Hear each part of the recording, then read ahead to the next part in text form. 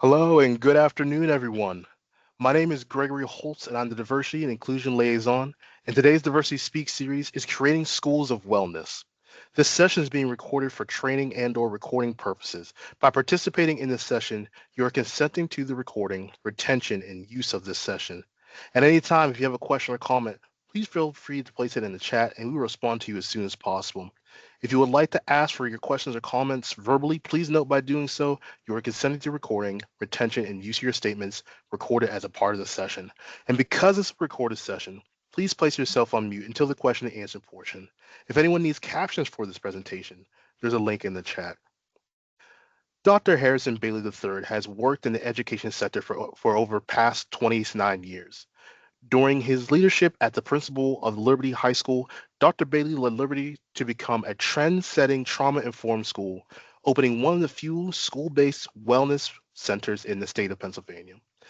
Dr. Bailey was named the 2021 Principal of the Year for Pennsylvania. He now serves as the Superintendent of Schools for the Wilson Area School District. Dr. Bailey has been featured in the NY Times, on NBC, and PHS 39 regarding traumatic impact of the pandemic and adolescent toxic stress on children in schools. Please help me welcome Dr. Harrison Bailey. Dr. Bailey, the floor is yours. Wonderful. Thank you very much for inviting me to be here, and I'll try to share my presentation.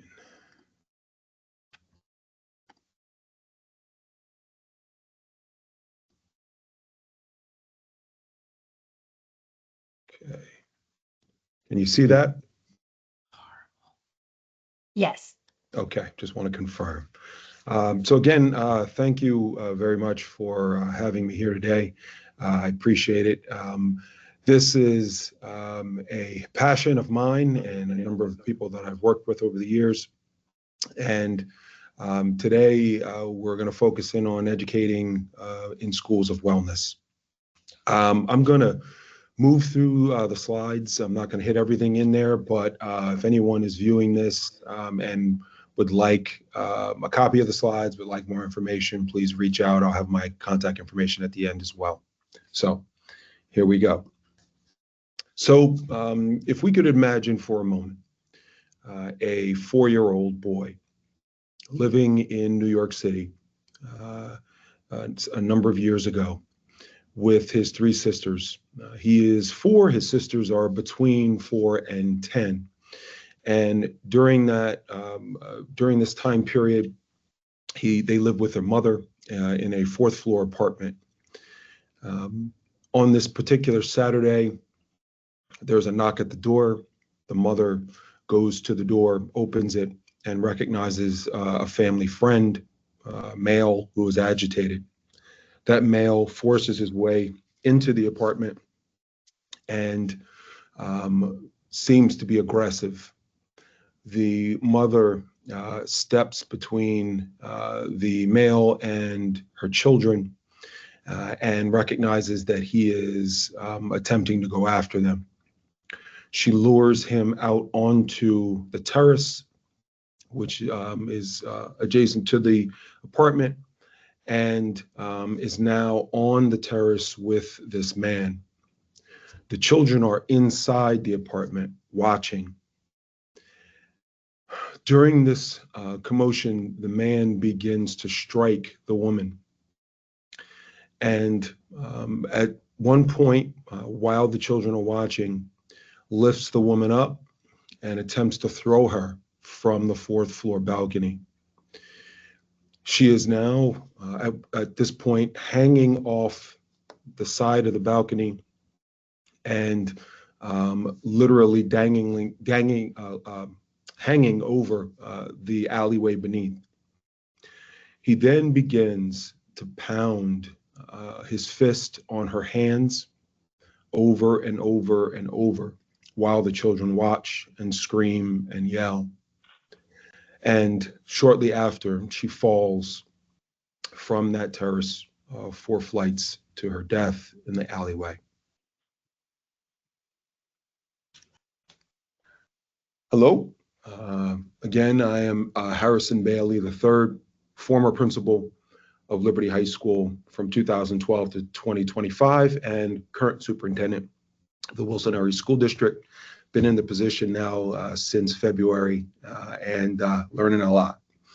I've been in education for approximately 28 years and also done a lot of professional development for different organizations around the nation. The agenda today is to do a couple of things: define trauma, briefly provide some context using a case study, identifies the critical components of a school of wellness, and provide some helpful resources, hopefully helpful to you. So to give you some context, Liberty High School, the school I was principal of for 12 and a half years, is in Bethlehem, Pennsylvania. It is what I would consider a large school, 2,800 students, approximately 300 staff. Some people call it an urban environment. I would call it suburban, but coming from New York City. But in any case, it has definitely some urban concerns. But a beautiful place, very historic, and a microcosm of America. At Liberty High School, we had every student that walks the country, you'd see them at Liberty High School. Every race, every socioeconomic status, religion, 22 different languages, just a beautiful, beautiful mixing of students around our building. Well, in 2016, I'd been working with my staff for a couple years, about 4 years then, and we hit a point of extreme frustration. When I say that, I mean that we were working very hard to try to see some academic progress. And unfortunately, no matter what we did, no matter what efforts we put forth, we just didn't see them making the strides that we knew they should. We also recognized that we had a lack of support services in our building, and really just as the principal, trying to help my staff through their frustration and as well deal with mine. At that point in 2016, we had heard of this term trauma. And if we remember, it hasn't been that long since the term trauma actually began to be used in schools across our country. At that point, that term really was held to medical facilities and emergency rooms. So in January of 2017, with our frustrations, we made a decision to survey our student body. And in surveying our students, this is what we found, right? Across the board, throughout the numerous questions that were on that survey, the ones that really hit home were these. What are the top 3 issues you face as a student, as a member, a citizen of the community? And what are the top 3 issues in Bethlehem itself? And so you see prejudice, drugs and alcohol, emotional abuse, poverty, mental illness, and witnessing violence were the top 3 across the board, as well as the issues in their city. Well, these items gave us a very clear view as to what our children were witnessing and dealing with, not just in their community, but across our schools. At that time, a colleague passed this video on to me. He knew that we were frustrated and trying to work through this as a school. And so if you have not viewed this video, I strongly advise you to do so. This is right on YouTube, and it is by Nadine Burke-Harris. At that time, she was the Surgeon General of California. I'm not really sure what she's doing now, but amazing, amazing doctor who really utilized this concept of trauma to help us understand what was happening in the brains and bodies of our children. And so as a school, the only way I can try to explain this is through this metaphor. As a principal and as an educator, how we address certain things and how we miss certain things. And so this was specific to how we missed trauma and toxic stress. Well, like any good educator, we take the things that we're doing, the structures that are in place, and if they're not working well, we do them more, or we try to do them better. right? And so if you think about the concept of a chair missing a leg, right? We would take the duct tape out when that chair, sit in that chair and the chair falls over, we would stand that chair back up, take out the duct tape and strengthen those legs, right? We would duct tape those legs up even stronger. Well, what would happen if you'd sit back in that chair? Well, it'd still fall over because it only has 3 legs, right? But we would go back as good educators and still duct tape them as much as we could, but we know the end result. And so that's really what we were doing. We were trying to fortify the things that we were doing, but the reality is that we were totally missing the mark and not addressing trauma and toxic stress in our children. So what is this concept of trauma? Right? Trauma is the emotional, physical state after encountering an out of control and frightening experience that disconnects us from all sense of resourcefulness, safety, coping, or love. I know it's a long definition, but it really encompasses what it means to be impacted by trauma.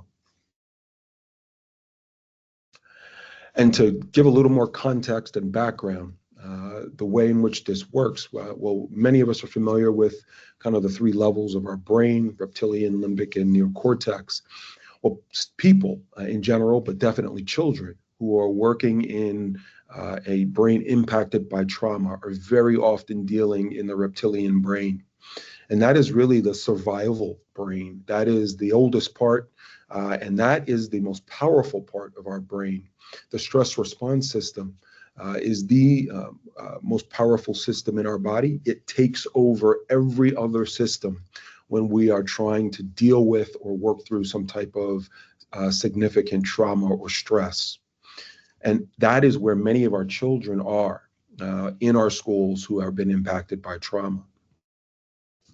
Well, how does this relate to toxic stress? Well, we know that there's both positive and negative stress. Stress in some cases is good for us. It helps us get out of dangerous situations. But there's a repeated impact to stress. And we know that trauma can cause toxic stress. Well, people with toxic stress are experiencing multiple negative stressors without the resources to cope, right? So this could be repeated or extreme. And the key is that they don't have the resources that are necessary to deal with the level of stress that they're facing. We also know that there are significant consequences that can come from toxic stress. And those consequences can be emotional and physical, or short-term and long-term. And one of the differences is that for a very long time, even in the medical community, we never really thought about the impact of toxic stress on us physically. We often thought it was just an emotional thing, that there was a disconnect between the brain or the mind and the body. But we know better now that there is actually a great deal of physical impact that can come with toxic stress. Well, some of this came out of what we now call to be ACEs, or adverse childhood experiences. And to define it, there's significantly negative experiences prior to 18 years of age that have a profound emotional or physical effect on people, right? So these are those experiences that we've had, and that what's significant in this is prior to the age of 18 that have been profound. So we know these things in the lives of either us or our loved ones, whether it be prejudice, poverty, divorce, incarceration. These are all those negative impacts that hit our children. This was expanded more recently to include some other areas that they now call expanded ACEs, including bullying, neighborhood safety, community violence, etc. Now, why is all this significant? Well, it's significant because of this study that occurred between 1995 and 1997 by Kaiser Permanente and the CDC. What they found was that these ACEs were not singular in impact, but actually cumulative, meaning that the more ACEs you experience, the higher your chances of developing physical disease later in life. Now, that's difficult for some people to really accept and understand, but this is a critical study that was, again, not even believed by the medical community for a very long time. But the impact of these ACEs over time can cause stroke, cancer, diabetes, heart disease, and lung disease, the big five that we talk about.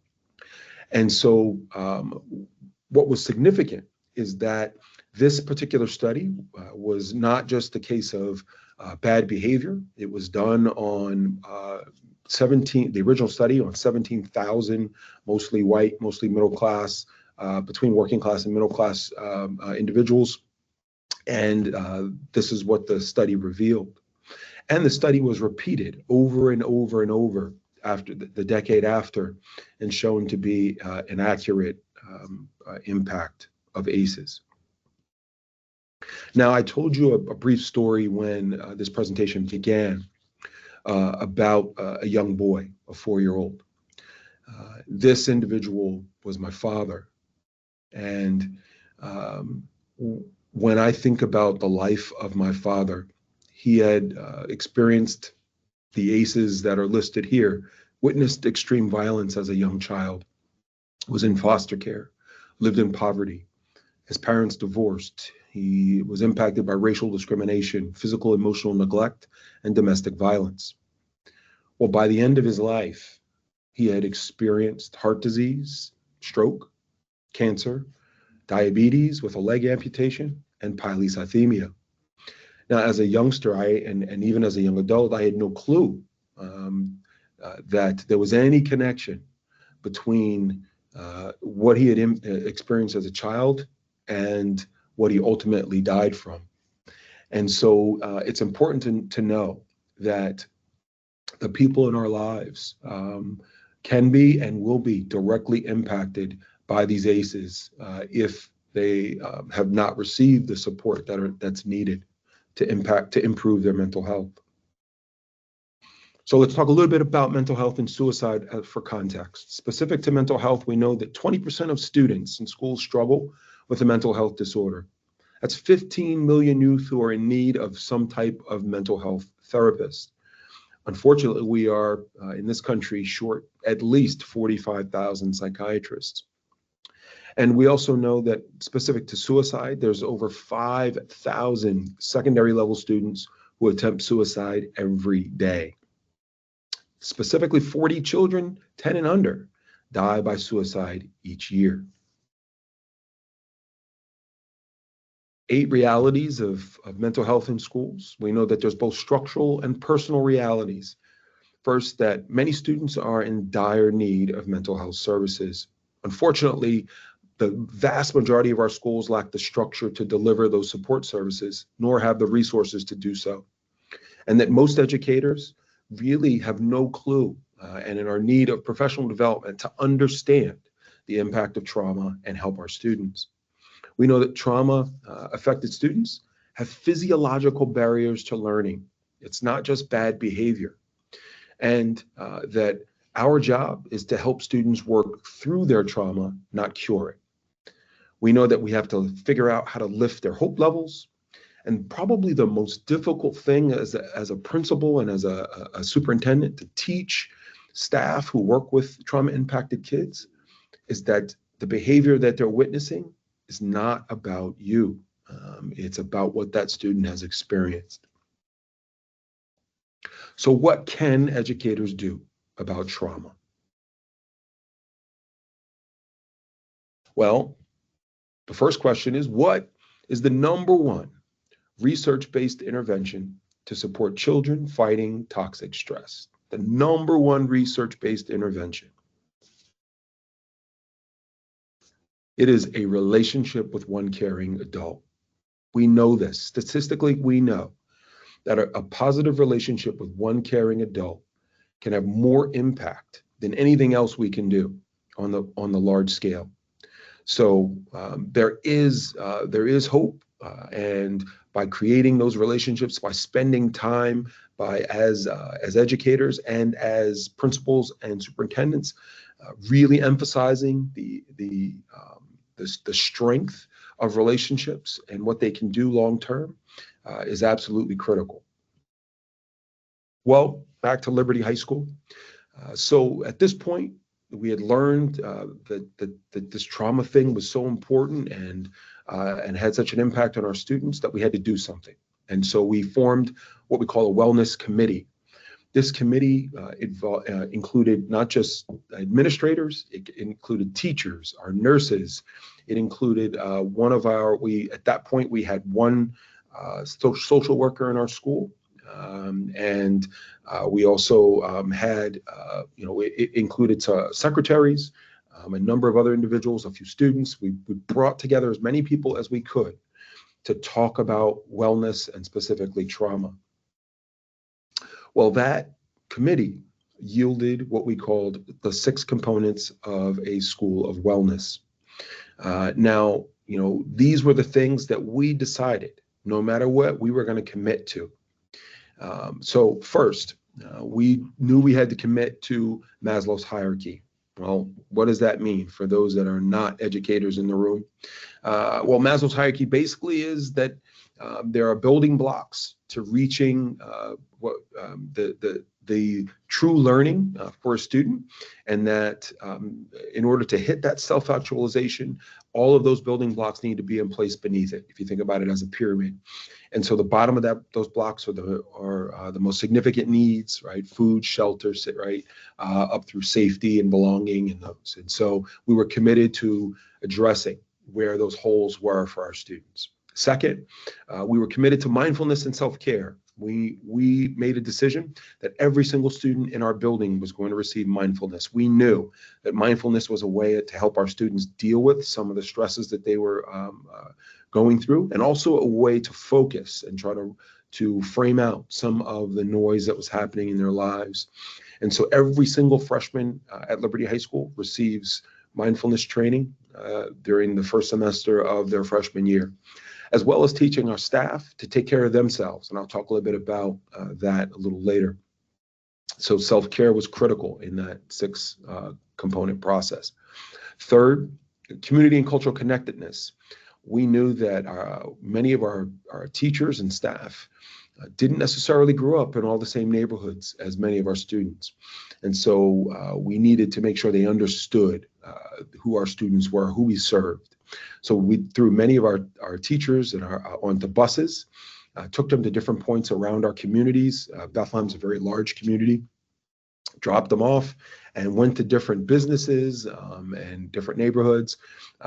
Many of our students walked 2 miles to school. And so we needed them to recognize what that means to walk 2 miles to school in the rain, in the snow, and how that impacts a child. We had to be trauma informed. So what did that mean? We spent about 2.5 years in significant, very deep professional development. We did things like poverty experiences. We did a number of different professional development activities to help our staff understand what it means to be impacted by trauma. We were already a restorative high school, but we bought in even deeper to those practices and really focused on relationships, on the strength of relationships. And I'll tell you why in a moment.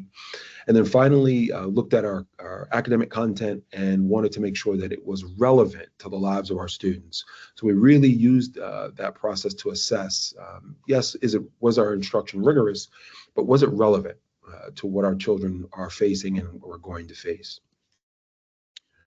We know that we knew that we had to educate ourselves and others on wellness. We had to build systems to teach SEL, and most importantly, make sure that there was no stigma attached to mental health. Fortunately, what we found is our students actually were in the opposite direction. They were coming to us because they wanted that help. We had to really interrogate our mental health systems in terms of the way we evaluate, refer, and deliver services, and be patient through that process. Now, when you look at the tiers of support, usually in our schools, the thing that most people who work in schools recognize is that we just don't have enough services. So we had to reassess this entire process. As we talked about, relationships are key. So if you think about a pyramid and the 3 levels of a pyramid, and between those levels is a screen.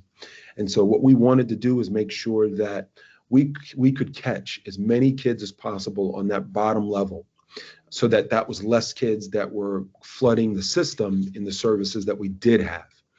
And so we really fortified our relationships, really dedicated time in classrooms to connecting the kids, to make those interactions valuable, and also put in mentorship opportunities and things like that to try to slow that down. Then if you, obviously some students would get through that screen to the next level, but we knew if we fortified those relationships, there would be less. At the next level, those were the systems and processes that we could control. So our student service centers, our SAP process, we had a freshman center, our school psychs. So we had that second tier in place to really try to, as much as we could, deal with some of those middle level students before they would reach the top, which is our outside providers, where really a lot of our therapy was happening.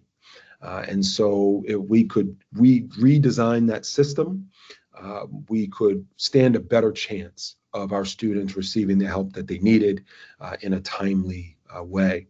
And so the top of that pyramid was where we then could spend a lot of time trying to garner and bring in supports to deliver those services.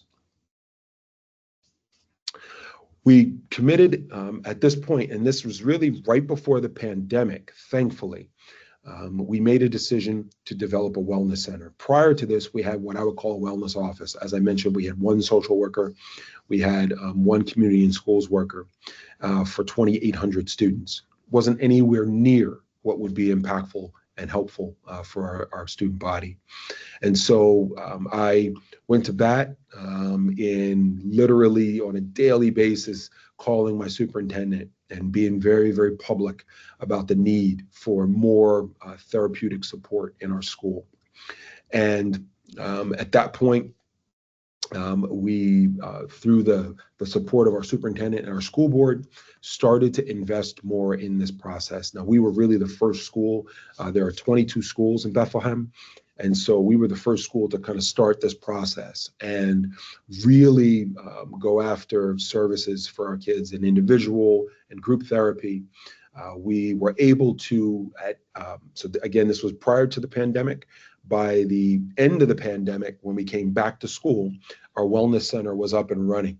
And we went from, prior to the pandemic, having one social worker to having 4 therapists in our wellness center, to having the delivery of occupational therapy by partnering with Moravian University, which is right near us. They would send us their interns to work with our students, their occupational therapy interns.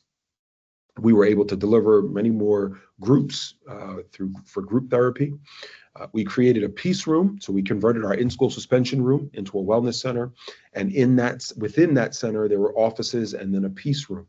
The peace room was a space where we knew we had students who just needed that little bit of time that they could come if something happened during class, something happened before school, they could come in, hit that space, have some downtime, 10, 15 minutes to compose themselves and get themselves back to class. And so that was a dedicated space that students could be in that was calm and peaceful. Again, I told you about mindfulness practices that happened throughout our school, as well as we put in a 2-minute pause between each block. So we're on a traditional block at Liberty. So before each block, there's a 2-minute pause to help students kind of get their mind composed after the movement from class to class. And then finally, we fortified our psychiatric services. We had an outside provider who would basically set up their programming in our school. And so we were able to service some of our most significant students with most significant needs who were either on the way to possible hospitalization or coming back. Well, what was the impact of all of this? Just so you have some context of what we were dealing with, because we changed our process, because we really tried to look at the way in which things worked and try to make sure it was more impactful and effective. Our SAP referrals, for those who know, anytime a student is dealing with something significant, you do a SAP referral. We were at a point of 744 SAP referrals and then 732 SAP referrals in that 22-23 time period. That's significant. That's a lot of students in need. We had, of those students who had SAP referrals, we were able to provide services for 467 in 22 and 416 students in 2023. Again, if you think about our communities, if you think about the lack of services in our communities for mental health, specifically for children, that is basically non-existent in many of our communities. So these are 467, 416 kids who chances are very few would have received services in the community. But here we could do it in the building. One of the biggest challenges for students receiving mental health services is their ability to get to those services. Parents are working. Usually the only time they can set up those services is after school. And so often those appointments get missed, they end up getting dropped. And so we could do it right in school. If a student had an issue before school, if a student had an issue in school, they could see their therapist in school. We could provide services right there. Quantity of groups, we started out with 4 groups and we're able to grow that very quickly to 16 groups. So a lot of students were able to receive services in that mode. And those groups were everything from anger management to grief counseling to depression, anxiety, etc.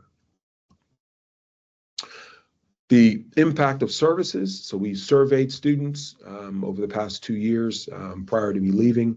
And this is what we saw, just a few of the questions that we asked them from the students who were served in our wellness center. The person who I meet with cares about me, 95%. The adult who works with me helps me solve problems, 92%. I'm a better student and better person because of the adult I meet with, 74%. I feel more connected to Liberty because of the services I receive, right, 68%. So as you can see, questions like this really helped us on a qualitative side really see the impact of the services we were delivering. I talked before about self-care and what we would call secondary trauma or vicarious trauma. And the only way I can provide a metaphor for this is, you know, if you're standing around people, kids who are splashing in the mud, right? Even if you're not, eventually you're going to get dirty. And so it's important that we take care of ourselves because, you know, you can't give what you don't have.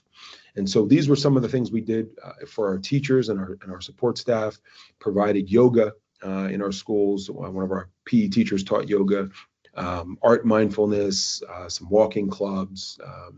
We encouraged self-care through breathing exercises, you know, mindfulness again for staff and meditation. So still a lot of work to be done on that side, you know, from the time period I left, but definitely trying to emphasize that we take care of ourselves. When you think about this from a school or community focus, we know that there's some key components. First, we know that as schools, if we're going to see headway in this, we have to educate our communities because I can have a parent at the high school level and, you know, and realize that I'm educating them to try to help and understand what their child is going through. But many of our parents at the high school level also have elementary kids. And so the more we can educate our community, the bigger our impact long term.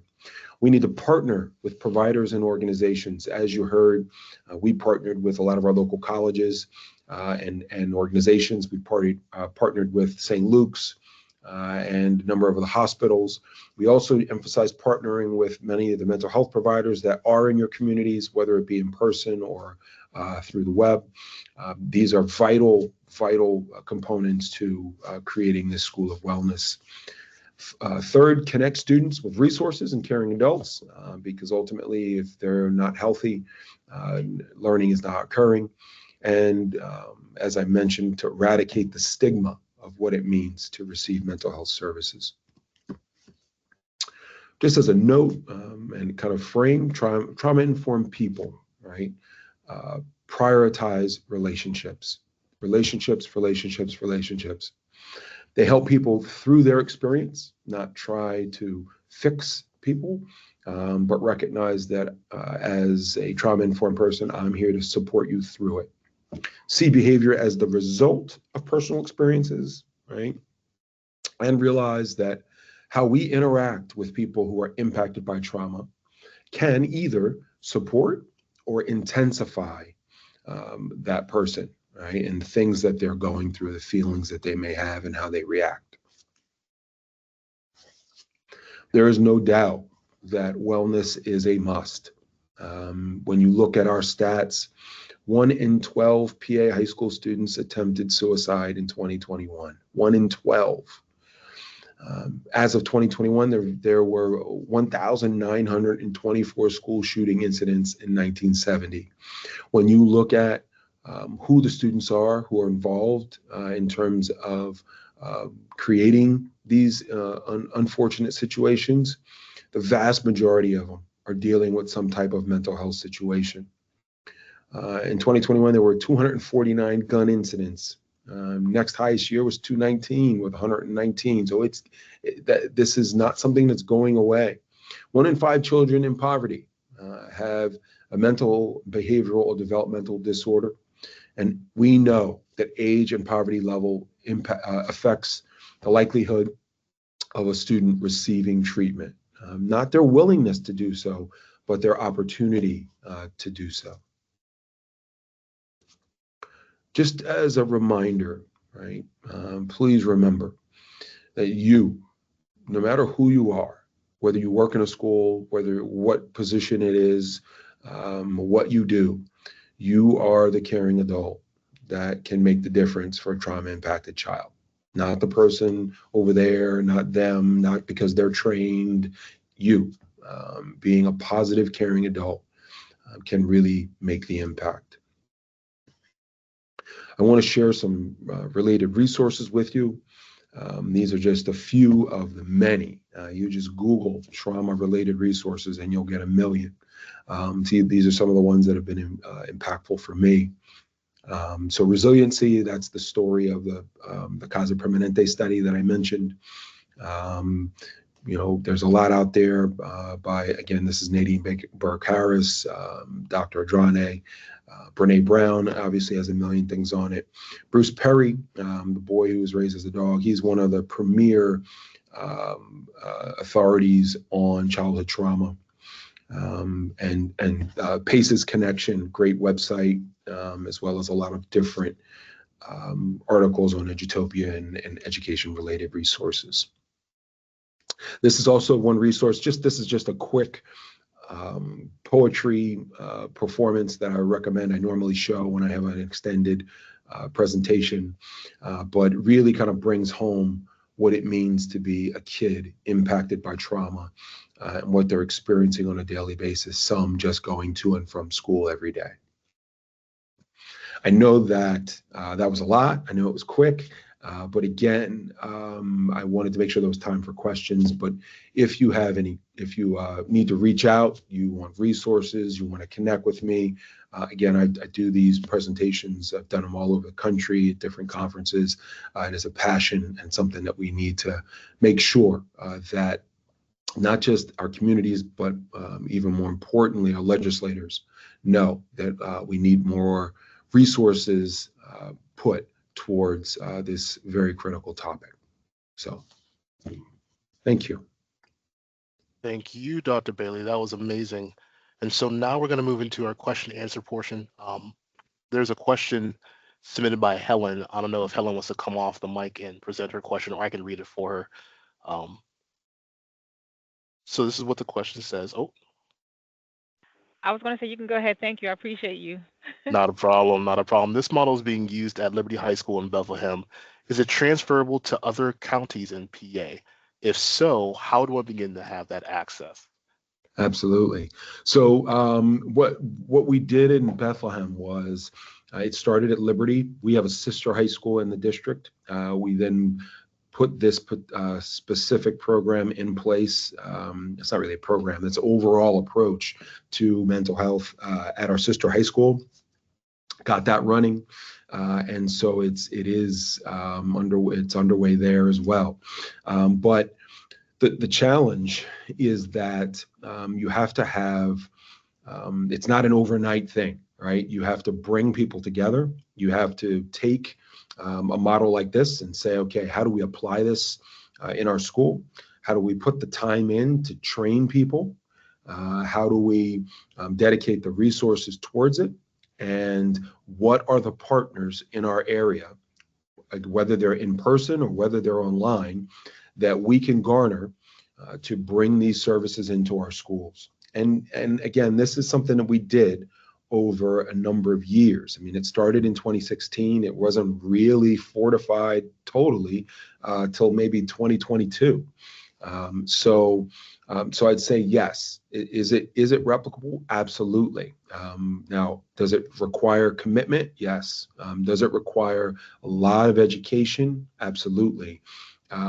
It also requires that somebody is going to steward it. The most important part is that not only are the leaders on board, but those leaders have appointed someone to really be the lead and really fight for those resources and really put in the time to professional development and understanding. So yes, it is. And I've worked with a couple school districts to start to try to impact this and put things in place. I did a big training with Bellefonte School District out towards Penn State. But I'm certainly willing to try to help however I can. Please feel free to reach out. But yes, it takes work, it takes time, it takes resources, but the end result is, we will either put the resources in it now and reap the benefits with our children early, or we'll pay for it tenfold in the decades to come. Absolutely. I want to make a comment of something that I noticed, and it honestly kind of links together why this presentation and presentations like this occur. Um, Specifically for the Pennsylvania Human Relations Commission, we want to have a better understanding of the people that we serve. And kind of what you did, and really kind of stood out to me, the fact that you took your teachers and you dropped them off in their students' communities, because that forces you to understand where the people that you're serving come from, understand their setting, understand how they actually function in their society. So if you don't mind, could you talk a little bit more about that experience? I found it to be fascinating. Sure.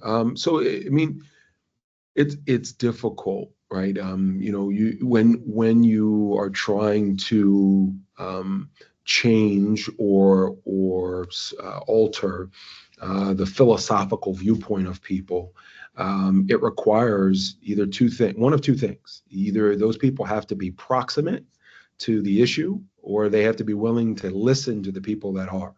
And so what we said was, well, we're going to try to do both. We're going to try to put you in those spaces, and so you can see and experience and talk with people, as well as we're gonna make sure that those stories are heard, so that you can understand them better. And so we know that to understand what does it mean to be impacted by trauma. If you haven't been someone who, you might have two ACEs, you might have maybe three ACEs, but someone who has 8, 9 ACEs, that's a whole different world. And so what does that mean, right? What is that for the kids sitting in front of you? What does that mean? Well, one of the things that you have to be able to do is understand where they come from. And what's the community like? What's the culture like? I mean, a place like Liberty, we're bringing together, I couldn't tell you how many different cultures exist at Liberty High School. And so you have to understand that. You have to share that space in order to start, to have some level of understanding and empathy, to work with those children. And so, yeah, we went there. We got on the buses and we went, and we spent time in the Boys and Girls Club, and we spent time at the some of the, like I said, the local businesses, and they needed to feel it and see it. And again, many of our kids at Liberty walked 2 miles to school. Well, what does that mean to come from a very difficult environment and to in 20-degree weather walk to school and question, well, why is that student always late to school? Well, do you understand where he comes from? Do you understand what he experiences on the way to school?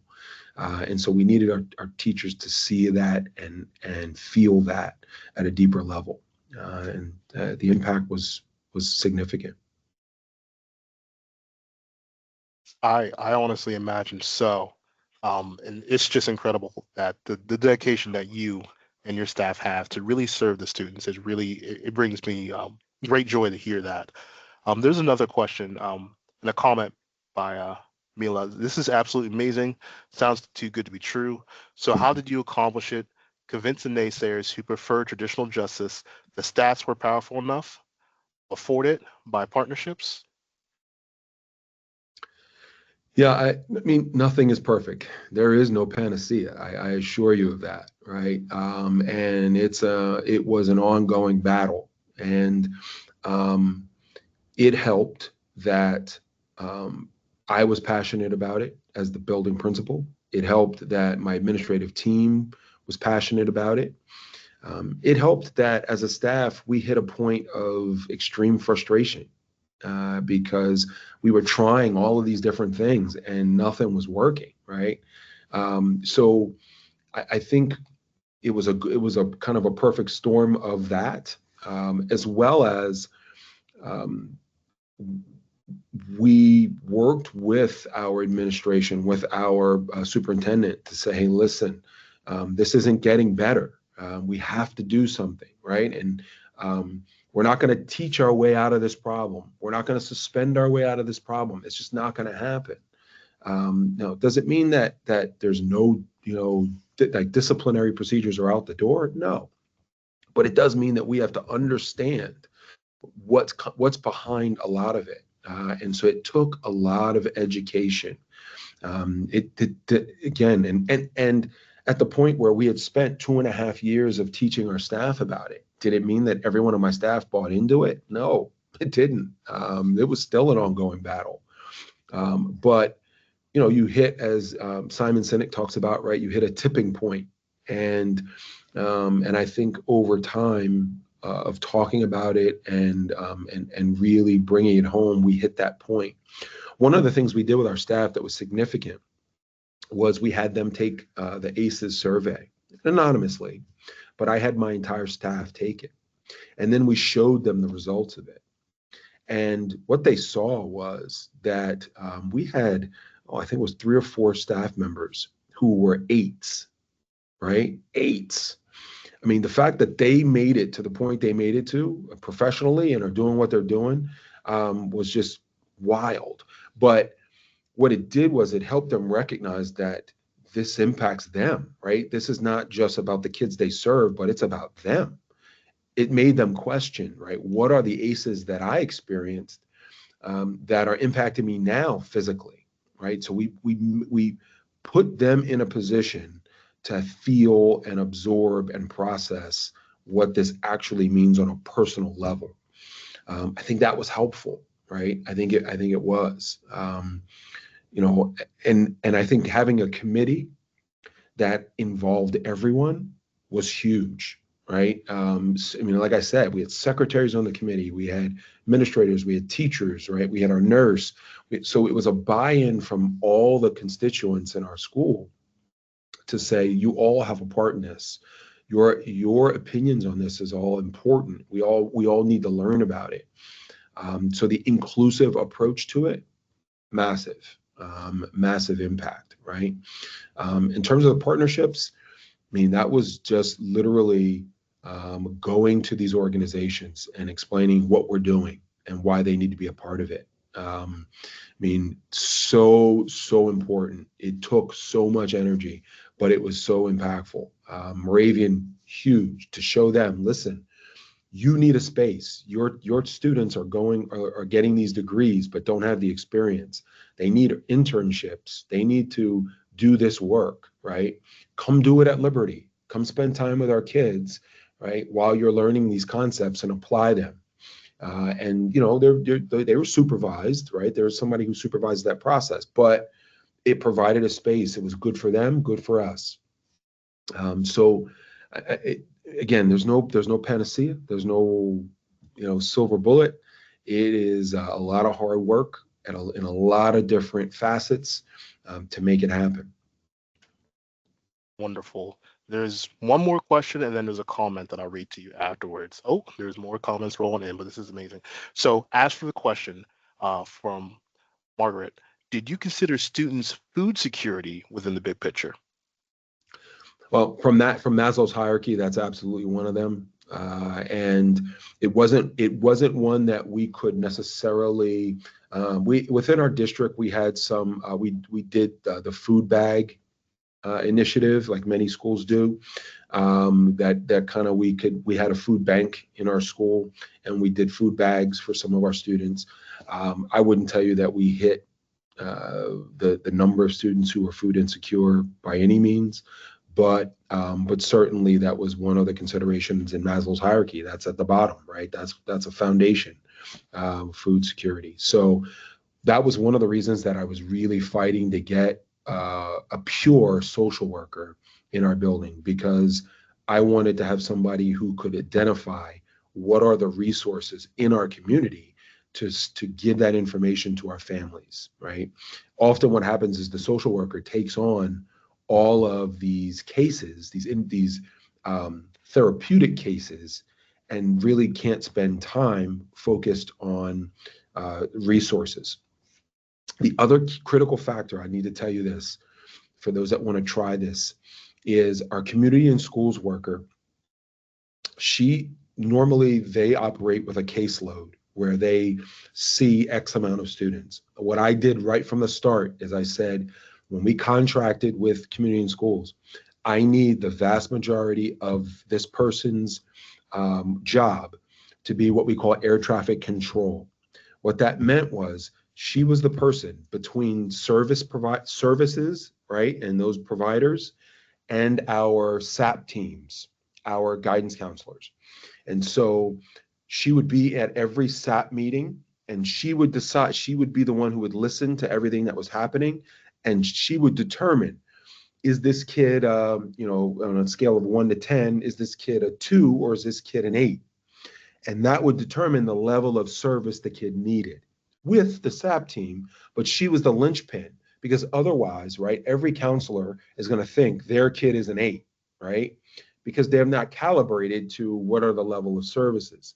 So she stood in that gap to make sure that we weren't flooding the services that we had, because we didn't want a 3 in with the 8s, right? When we had another 8 that needed to fill that hole. So having that person, absolutely critical. Absolutely critical. Absolutely. And one of the things that you can tell when a program works is a testimony that's unprompted. So in our comments section, we have someone named Michelle Key, and she says this: I am a Liberty High School alumni and former teacher of the Wilson Area School District. It's so wonderful to see such positive things happening at both districts. Thank you for this great work. So it just shows you that the work that you're doing in the area has a major impact.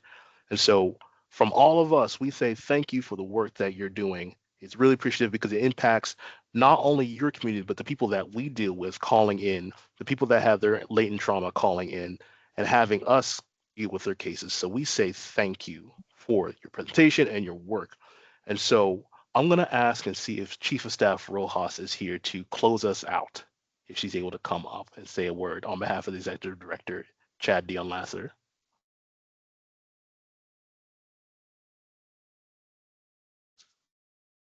Thank you so much for this wonderful presentation. And I echo the sentiments of one of the young ladies who commented that this model should be shared across the Commonwealth, because so many lives would be impacted for the better good, and it will definitely show up in the future and future generations. So on behalf of the executive director, who is actually in a classroom teaching at Westchester University, he's a Beautiful. professor at heart, an academic for life, and he's also a trauma-informed leader.